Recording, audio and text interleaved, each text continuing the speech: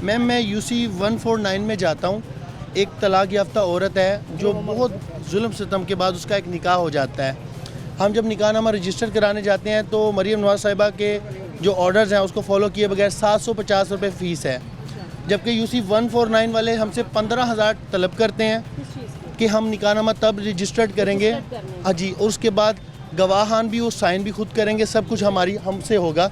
वो हमारी हेडिक है, हम दे देते हैं। वो जानबूझ के डेट में कुछ दिन पीछे कर देते हैं, और जब हम दोबारा जाते हैं कि देखिए हमारा ये मसला आपने गलत कर दिया, तो वो कहते हैं हमारा हेडिक नहीं है, आप दोबारा से 15,000 लाएँ, जबकि 50 के करीब तक लेके जाने के लिए तैयार हैं कि 15,000 एक गरीब बंदा है, एक गरीब औरत है जो पहले मजलूम है, सताई हुई है, वो कैसे ये करेगी? और वो मीडिया पे आने से डरती हैं। अब जब हम जाते हैं उनके पास कि आप ये यूसी 149 आप हमारी हेल्प करें, जो वज़ीर आला पंजाब ने जो कवानीन आप लागू किया आप उसके मुताबिक हमसे फ़ीस लेना। आप हमसे 15,000 लेते हैं, फिर 10,000 25,000 एक गरीब आदमी कैसे देता है? तो वो कहते हैं जाओ मरीम नवाज़ को भी बुला लो, आप भी जाओ, हमारे पास रिकॉर्ड है। जो आपको नाम याद है उस जिस बंदे ने ये बात की? मैम जो मैम उनके निकाह हुआ है, जो उनका पर्सनल टाउट है उसका नाम है कारी बशीर, और जो दूसरा अमला है उनका नाम नहीं पता।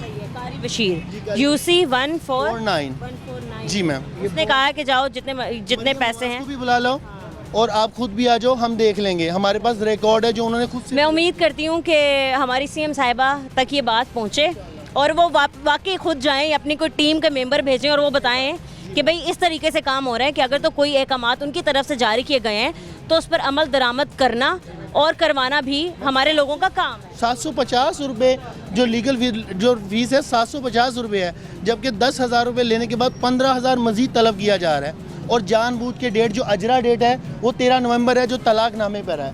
जब उनको तलाकनामा सेंड किया जाता है, जिसके डॉक्यूमेंट्स मेरे पास हैं, तो जब हम उनको कहते हैं हज़रत हमने आपको तलाकनामा दिया था, आप उसके मुताबिक क्यों नहीं अजरा आपने दाखिल किया, सिर्फ 2 नवंबर आपने क्यों किया?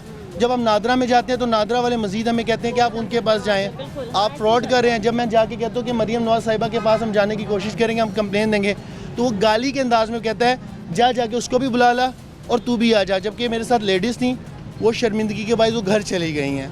मैं दरख्वास्त करता हूँ हुकूमत पंजाब से कि इस पर एक्शन ले, कि हमसे लीगल इस पर स्टैंप लगी हुई है यूसी 149 की। 15,000 से मजीद 10,000 तलब कर रहे हैं।